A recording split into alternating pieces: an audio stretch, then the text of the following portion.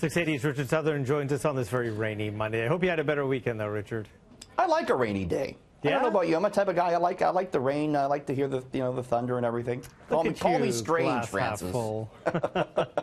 So let's talk about productivity, because it might actually be a good thing when it comes to productivity. We're talking about the rain and the clouds, I guess, outside? Yeah, I mean, starting to look and feel a lot like fall, right, this weekend and today. And new research finds the silver lining there is that fall is actually the best time to get work done. We heard from the researchers today at the University of Toronto, and they found that autumn is when our brains are working at their best, leading to increased productivity, both at work and school.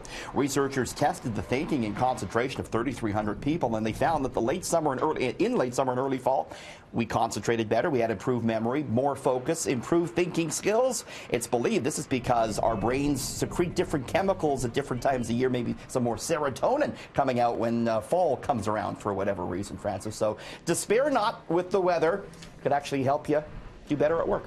Oh, I'm sorry, I wasn't paying attention. Oh. No. You're terrible. Get out of here. Let's talk about Nike, because Nike's Colin Kaepernick ad has really worked out well for the company so far. Yeah, a lot of people were paying attention to that when it came out, and everyone had different opinions because, you know, Kaepernick was, of course, kneeling for the national anthem when he was a player, and then he claims he was blacklisted from the NFL. It turns out, though, that since Nike had this ad out featuring Mr. Kaepernick, online sales at the company surged 31%. This according to Edison Trends. What's more, the stock in Nike has recovered. It's now above where it was before the ad came out. It was up 2.25% today. So many, you know, had photos online of themselves burning their Nikes, Francis, but it appears no boycott has taken hold. Quite the opposite. I guess so. So it's rare and it's very lucrative. A Toronto miner has unearthed a big gold boulder.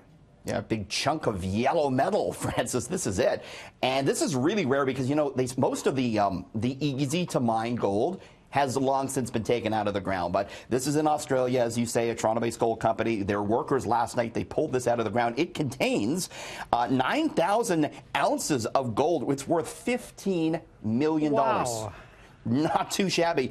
And it's so pure they didn't even need to process it. Experts think they're going to sell it perhaps as a museum piece. Of course, the question is whether or not there's more big chunks in the mine. Stock in this company up 94% on Bay Street today. Francis, the price of gold that we should mention actually having a money-losing year. It's below $1,200 the ounce. Okay.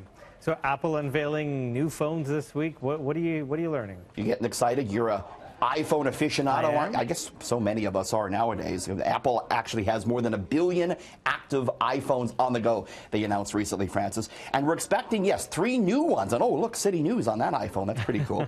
What's expected is a larger version of last year's iPhone X with a 6.5-inch screen.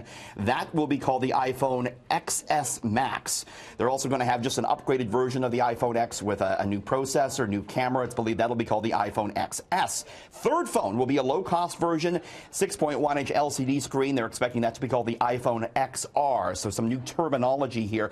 Apple stock actually fell today, and the reason, Donald Trump, he tweeted, Francis, how he wanted the company to make iPhones in the United States, not in China. Of course, that would push the cost of the phones way up, we think, but that's why Apple stock took a bit of a hit today. Okay. So there's a report out there that finds that we could be saving as much as $3,000 a year if we pack our lunch. I do that, Richard. You're very smart, Francis. Got a brown bag, and yeah, you could save as much as $3,000 a year, they say. So what are some devices to help you do that? These are some of them. I don't know if your coworkers are going to like it, though. This is a mini crock pot for your desk, Francis. You plug it in. Desk-sized crock pot? Yeah. Oh, that's fantastic. And it heats your, keeps your food warm while you work. $20. Reusable zipper bags. This is actually kind of a great idea for almost $7. Eco-friendly way to pack a sandwich or snacks, and then you don't have to buy the plastic bags anymore. A lot of people liking those.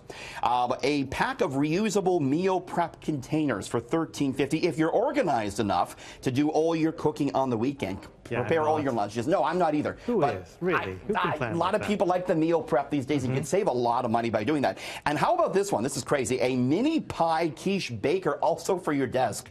Bake up some little pies for lunch. for 30 bucks. So I just need to like bring the ingredients and mix them by my desk, and then yeah, get your chef hat on.